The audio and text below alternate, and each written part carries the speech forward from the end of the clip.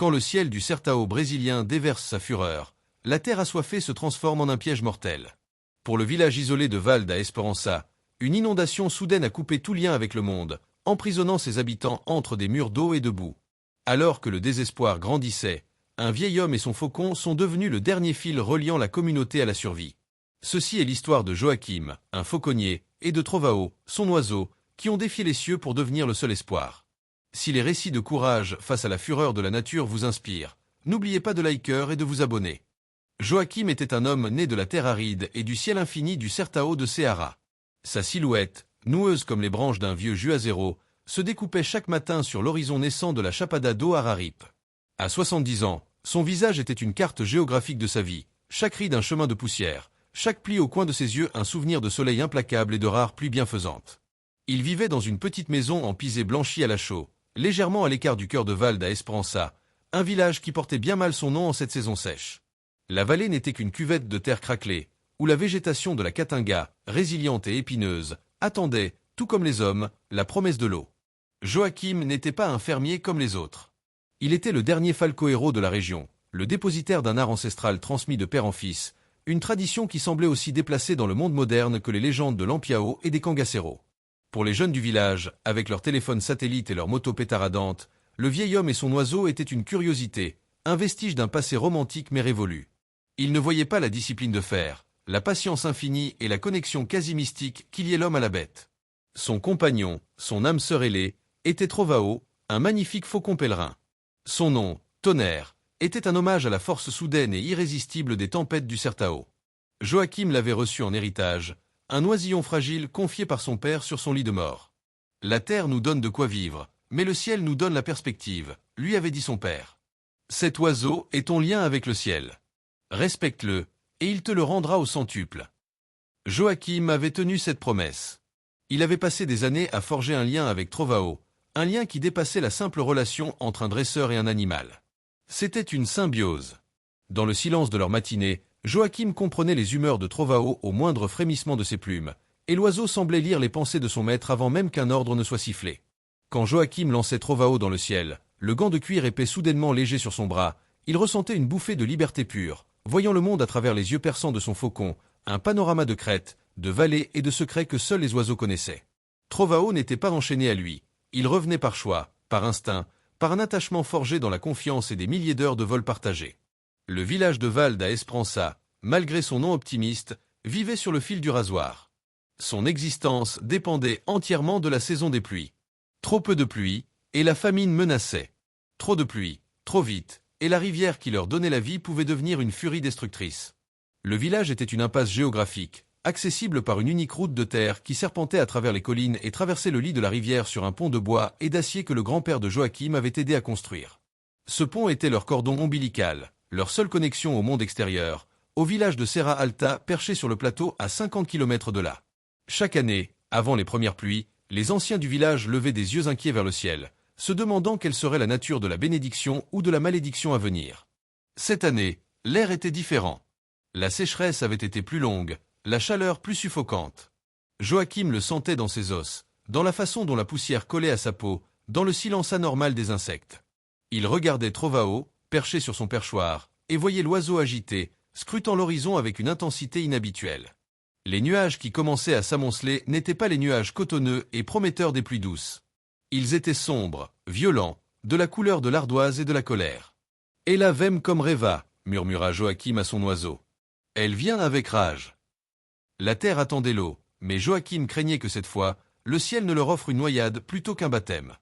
La tempête a éclaté avec la soudaineté d'une explosion. Un mur de vent a d'abord balayé la vallée, pliant les carnauba et soulevant des nuages de poussière rouge qui ont obscurci le soleil en plein après-midi, plongeant le monde dans une pénombre apocalyptique. Puis la pluie est arrivée. Ce n'était pas une averse, mais une cataracte, une chute d'eau verticale et ininterrompue. Les gouttes étaient si grosses et si drues qu'elles martelaient les toits de tôle avec le bruit d'une charge de cavalerie. En moins d'une heure, le paysage a été transformé. Les chemins de terre sont devenus des rivières de boue, les champs des lacs. Le sol, durci par des mois de sécheresse, était incapable d'absorber le déluge, et l'eau a commencé à s'accumuler, cherchant le chemin de moindre résistance, le lit de la rivière. Joachim, barricadé dans sa maison, observait le spectacle avec une appréhension grandissante. Il a vu la rivière, un simple filet d'eau quelques heures plus tôt, gonfler et rugir. C'était une Cabsa de Agua, la terreur du Certao. Une vague monstrueuse, charriant des branches d'arbres, des rochers et des débris, dévalait la vallée avec la force d'un train de marchandises. Le son était un grondement sourd et continu qui faisait trembler le sol. Trovao, à l'intérieur, était agité sur son perchoir, ses plumes hérissées, sentant la fureur primitive de la nature se déchaîner. Les villageois, pris de panique, ont tenté de sauver ce qu'ils pouvaient. Des cris, des ordres aboyés et le bruit des objets que l'on déplace se mêlaient au vacarme de la tempête. Les familles vivant sur les terres les plus basses ont dû fuir, abandonnant leurs maisons à la convoitise de l'eau boueuse, et trouver refuge sur les terrains plus élevés, dans la petite église blanchie à la chaux ou à l'école municipale. La nuit a apporté avec elle une obscurité totale, les lignes électriques ayant cédé, et une nouvelle terreur. Vers 2 heures du matin, un bruit effroyable, un craquement long et déchirant suivi d'un fracas métallique assourdissant, a dominé le bruit de l'orage. Même ceux qui ne l'avaient pas vu savaient ce que c'était. Le pont. Le vieux pont de bois et d'acier, leur seul lien avec le monde, avait été arraché de ses fondations et emporté par le torrent. Un frisson collectif a parcouru le village. Le son n'était pas seulement celui du bois qui se brise, c'était le son de leur isolement qui se scellait. Ils étaient désormais des naufragés sur une île de terre au milieu d'un océan déchaîné. L'aube a révélé une scène de pure désolation.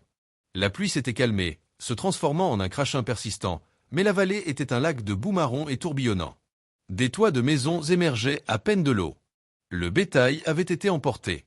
Les récoltes, leur gagne-pain pour l'année à venir, étaient détruites. Mais le plus grave était la vision du gouffre béant là où se trouvait le pont. La route avait disparu. Ils étaient piégés. La communauté, cependant, ne s'est pas laissée abattre. La résilience était gravée dans l'ADN de ces Sertanejos. Sous la direction du maire et d'Isabelle, la jeune infirmière du village, ils ont commencé à s'organiser. Un recensement a été fait pour s'assurer que personne n'avait été emporté.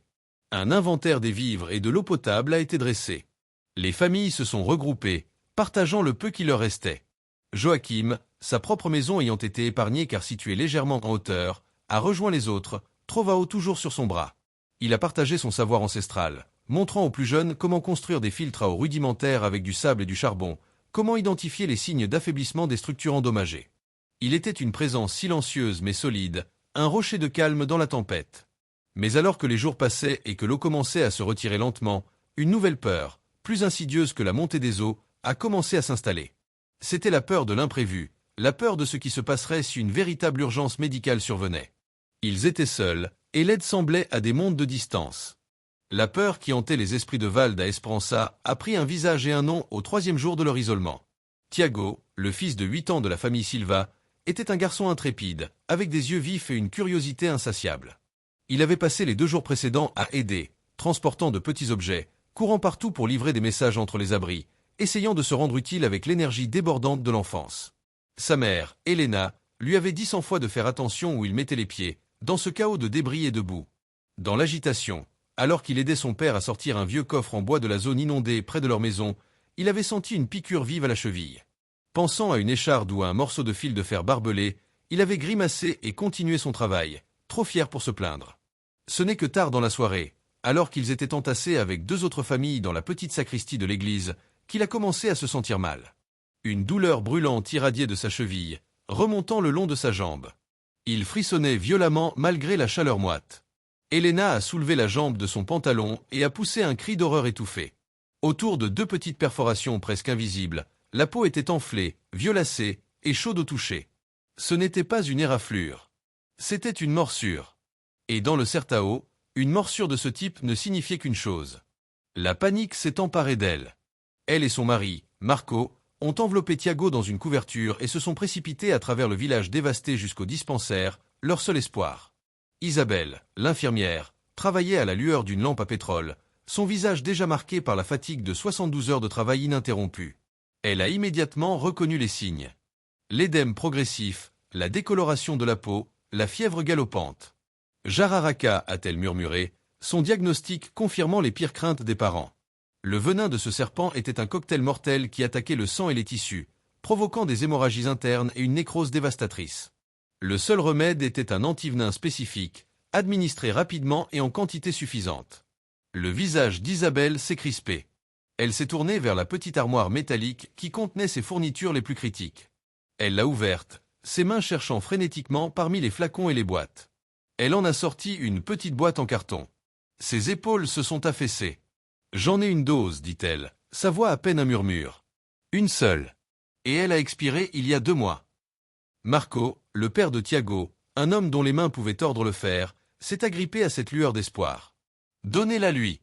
Qu'est-ce que vous attendez ?»« Ce n'est pas si simple, expliqua Isabelle, sa voix pleine d'une angoisse professionnelle. L'efficacité d'un sérum périmé est imprévisible. Et même s'il fonctionne, une seule dose est rarement suffisante pour un enfant. Il neutralisera peut-être une partie du venin, mais pas tout. Pour le sauver, il a besoin d'un traitement hospitalier. De multiples doses, d'une surveillance continue. Nous n'avons rien de tout ça ici. » La réalité de leur situation les a frappés avec la force d'un coup de poing. L'hôpital le plus proche, à Serra Alta, était une utopie lointaine, un paradis inaccessible de l'autre côté d'un mur d'eau et de boue. Ils étaient piégés, condamnés à regarder leur fils se battre contre un poison qui gagnait inexorablement du terrain. Elena s'est effondrée, ses sanglots silencieux secouant tout son corps. Marco se tenait là, pétrifié, le visage tordu par une impuissance rageuse. La nouvelle s'est répandue dans le village, transformant la peur collective en un chagrin tangible et partagé. Chaque parent voyait son propre enfant sur ce lit de camp. La mort n'était plus une possibilité lointaine. Elle était là, dans cette petite pièce faiblement éclairée, son souffle froid se posant sur le visage fiévreux d'un petit garçon de 8 ans. Le silence qui s'est abattu sur Val da Esperança était plus lourd et plus menaçant que le grondement de la rivière en crue. C'est dans ce silence de mort, où seul le bruit des pleurs étouffés d'Elena et la respiration laborieuse de Tiago se faisaient entendre, que la voix de Joachim s'est élevée, calme et claire. Il se tenait dans l'embrasure de la porte, une silhouette découpée dans la pénombre, Trovao perché sur son bras comme une extension de sa propre volonté. « A estrada esta fechada parano » dit-il, sa voix portant une gravité qui a capté l'attention de tous. Mais pas pour le ciel. Tous les regards se sont tournés vers lui, un mélange de confusion et d'irritation. Ce n'était pas le moment pour les vieilles histoires du fauconnier. Marco, le père de Tiago, s'est tourné vers lui, les yeux rouges de larmes et de colère. « Qu'est-ce que le ciel peut faire, vieil homme ? Envoyer un miracle. Mon fils est en train de mourir. » « Peut-être pas un miracle, répondit Joachim, sans se laisser démonter par la douleur de l'homme. Mais un messager. Il a levé son bras, présentant Trovao. Le faucon peut voler. Il peut traverser la vallée. Il peut atteindre Serra Alta en moins d'1 heure. Il connaît le chemin comme je connais la paume de ma main. L'idée était si audacieuse, si anachronique, qu'elle a d'abord été accueillie par un silence stupéfait. C'était une solution sortie d'un autre âge, d'une ballade de Cordel. Isabelle, l'infirmière, fut la première à réagir, son esprit logique cherchant à comprendre. Voler jusqu'à Serra Alta ? Mais pourquoi faire, Joachim ? Il ne peut pas transporter l'antivenin. Non, admit Joachim. Il est trop petit pour un tel poids. Mais il peut transporter ceci. Il a pointé le stylo et le bloc-notes sur le bureau d'Isabelle. Un message. Une demande d'aide. Le docteur Arendt à Serra Alta est un de mes vieux amis. Il comprendra. Il saura quoi faire. Le scepticisme luttait contre le désespoir sur les visages des villageois. Antenor, l'ancien du village, a pris la parole, sa voix tremblante. C'est une distance énorme, Joachim. Et avec ce temps, les vents sont encore traîtres. Es-tu sûr que l'oiseau peut y arriver ? Antenor, répondit Joachim avec un respect patient. Vous avez vu cet oiseau voler toute sa vie. Vous savez de quoi il est capable. Sa maison est ici. Son instinct le ramènera toujours. C'est la loi de la nature, une loi plus ancienne que ce pont de bois que la rivière a emporté. La question n'est pas de savoir si Trovao peut le faire, mais de savoir si nous avons une meilleure option. Il n'y en avait pas. Cette vérité simple et brutale a fait taire toutes les objections. Ne rien faire était une condamnation certaine. Tenter l'impossible était leur seule lueur d'espoir. Marco a regardé Joachim, puis le faucon, et a finalement hoché la tête, ses yeux implorant le vieil homme. Faites-le. L'action a remplacé la paralysie. Isabelle, revigorée par cette nouvelle possibilité, a rapidement rédigé un message. Elle a décrit la situation de Tiago, le type de serpent, le besoin urgent de sérum antivenimeux antibotropique, la dose précise nécessaire et l'isolement complet du village. Chaque mot était choisi pour sa clarté et son urgence. Elle a ensuite ajouté une demande désespérée pour que le docteur Arendt contacte la défense civile et demande une évacuation par hélicoptère dès que possible. Pendant ce temps, Joachim préparait Trovao pour la mission la plus importante de sa vie. C'était un rituel qu'il avait exécuté des milliers de fois, mais jamais avec un tel poids sur les épaules. Il a examiné chaque plume de l'oiseau, a vérifié la solidité de ses serres. Il a sorti un minuscule cylindre de cuir léger, pas plus grand qu'une cartouche de fusil, le porte-message. Il l'a poli avec un chiffon doux, un geste presque tendre. Isabelle a roulé le message en un cylindre serré et l'a inséré. Joachim a attaché le tube à la patte de Trovao avec des lanières de cuir fine mais solides. L'oiseau a accepté l'attirail sans protester, comme s'il comprenait la gravité du moment. Joachim a ensuite mis la petite cagoule de cuir sur la tête de Trovao, un geste destiné à le calmer et à le concentrer avant le vol. Le dernier espoir ailé de Val d'Esperança était prêt, un messager fragile contre la puissance écrasante de la nature. La montée vers la colline de l'église avait des allures de procession funèbre, mais elle était portée par une lueur d'espoir fragile. Presque tout le village a suivi Joachim, leur pas silencieux dans la boue séchante. Ils se sont rassemblés au sommet, un amphithéâtre naturel surplombant la vallée dévastée. Le vent soufflait en rafales, faisant claquer les vêtements et siffler dans les oreilles. Le ciel était un plafond bas et menaçant de nuages gris. Joachim s'est avancé au bord de la pente, cherchant le meilleur angle pour le lancement, là où le vent ascendant pourrait aider Trovao à prendre de l'altitude. Il a tenu le faucon encapuchonné près de sa poitrine pendant un long moment, lui murmurant des mots que personne ne pouvait entendre, une dernière communion entre l'homme et l'oiseau. C'était un mélange d'instructions, d'encouragement et d'une prière silencieuse.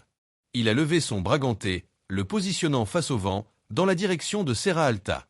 Puis, d'un geste lent et délibéré, il a retiré la cagoule. Trovao a cligné des yeux, sa vision perçante s'adaptant instantanément à la lumière grise.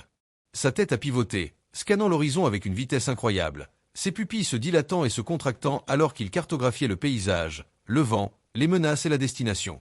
Il est resté immobile pendant 10 secondes, un prédateur parfait, une statue de plumes tendue par l'anticipation. Les villageois retenaient leur souffle, un silence absolu s'étant abattu sur la foule. Le seul son était celui du vent. Puis, avec une poussée de ses puissantes pattes, Trovao s'est lancé dans le vide. Il a chuté d'1 mètre ou 2 avant que ses ailes ne se déploient dans toute leur envergure, captant le vent avec une force explosive. Un cri rauque et puissant a jailli de son bec, un cri de défi lancé au ciel. Il a battu des ailes avec une frénésie contrôlée, chaque coup le propulsant plus haut, luttant contre les courants contraires qui cherchaient à le rabattre vers le sol. Il a grimpé, encore et encore, en une spirale serrée, jusqu'à ce qu'il trouve un courant porteur stable. Une fois l'altitude désirée atteinte, il a cessé de battre des ailes. Il s'est incliné, a ajusté la géométrie de son corps pour une efficacité maximale et a commencé son vol de croisière. Il est devenu une flèche vivante, filant à travers le ciel avec une grâce et une vitesse qui semblaient défier les lois de la physique. Le petit point noir s'est éloigné, devenant de plus en plus petit, jusqu'à se fondre dans les nuages bas au-dessus des crêtes du sud.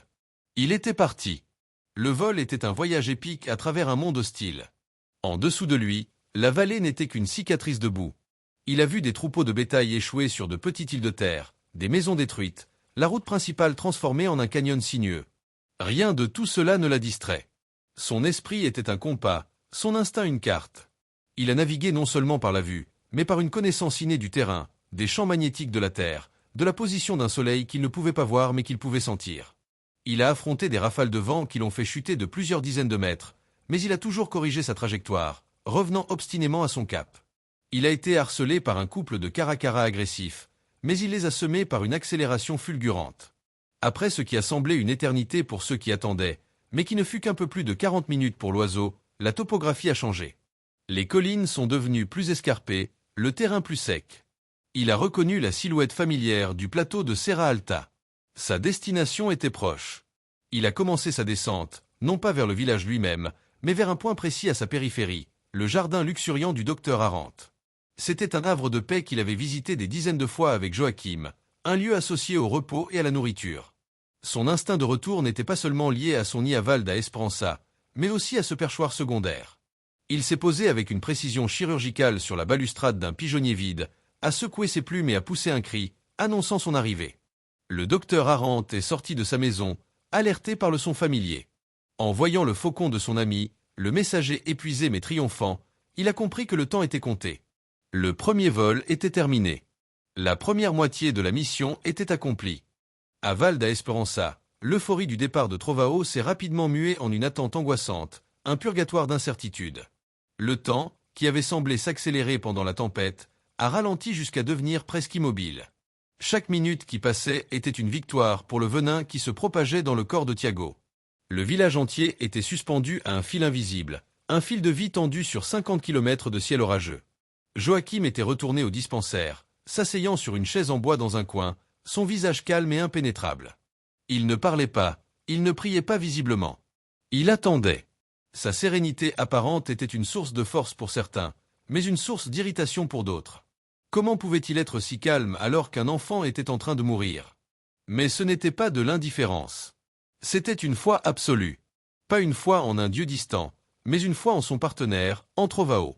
Il connaissait le cœur de son faucon, sa force, sa détermination. L'anxiété n'aiderait pas l'oiseau à voler plus vite. Il a donc fermé son esprit à la peur et s'est concentré sur une seule image. Trovao, fendant le vent, rentrant à la maison. C'était sa forme de prière, une méditation de confiance pure. À l'intérieur, la situation se détériorait. Isabelle avait administré la dose d'antivenin périmé, mais comme elle le craignait, l'effet était négligeable. La jambe de Thiago était maintenant d'un noir violacé, enflée au point que la peau semblait sur le point de se déchirer. Sa fièvre était brûlante, et ses moments de lucidité devenaient de plus en plus rares. Il murmurait des phrases incohérentes, appelant sa mère, parlant de la rivière. Elena et Marco se relayaient à son chevet, lui passant un chiffon humide sur le front, lui murmurant des mots d'amour et de réconfort, leur propre espoir s'érodant à chaque respiration sifflante de leur fils. Chaque minute était une lutte. Chaque minute, ils sentaient qu'ils le perdaient un peu plus. Les autres villageois vivaient l'attente à leur manière. Un groupe s'était rassemblé à l'église, dirigé par la femme du maire, et récitait le rosaire, le murmure des prières créant une toile de fond sonore à l'anxiété collective. D'autres, plus pragmatiques, tentaient de s'occuper, mais leurs gestes étaient mécaniques. Ils réparaient une clôture, triaient des provisions, mais leurs yeux se tournaient constamment vers le sud, vers le ciel d'où l'aide devait venir. Les conversations étaient rares et à voix basse. Que pouvaient-ils se dire? Tout le monde partageait la même pensée, la même peur. Ils étaient une communauté unie non seulement par le lieu, mais par un sentiment partagé d'impuissance. Antenor, l'ancien, racontait des histoires d'une autre grande inondation, celle de 1960, pour tenter de remonter le moral, mais même ces récits de survie passée semblaient creux face à la tragédie imminente. Les heures s'écoulaient. 2 heures. 3 heures. Le doute a commencé à s'insinuer, un poison aussi insidieux que celui dans les veines de Thiago. Et si l'oiseau n'y était pas arrivé? S'il avait été abattu par la tempête ou par un prédateur? Et si le docteur Arendt n'était pas là? Et s'il n'avait pas de sérum? Chaque possibilité était une nouvelle torture.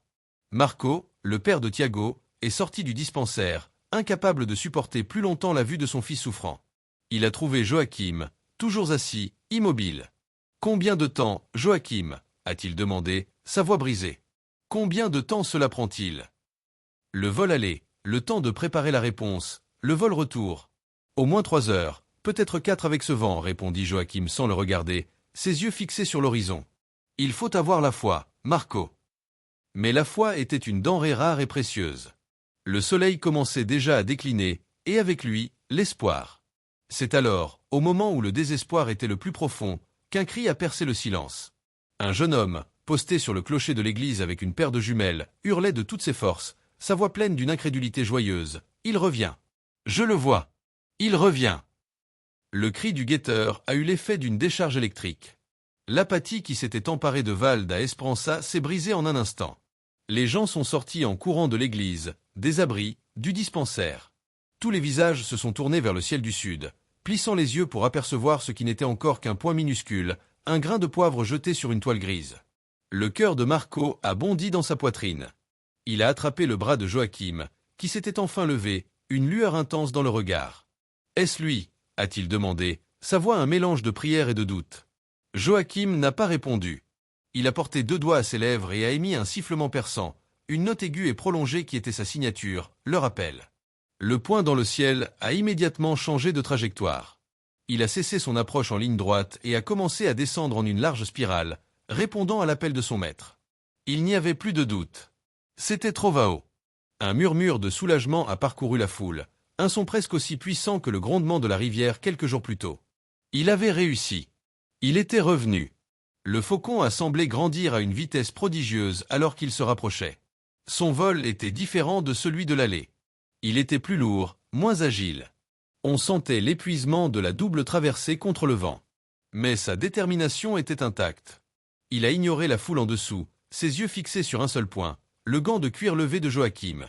Avec une dernière et puissante poussée d'aile, il a freiné sa descente et s'est posé, ses serres s'agrippant fermement au bras de son maître. Un tonnerre d'applaudissements et de cris de joie a éclaté, une célébration spontanée et cathartique.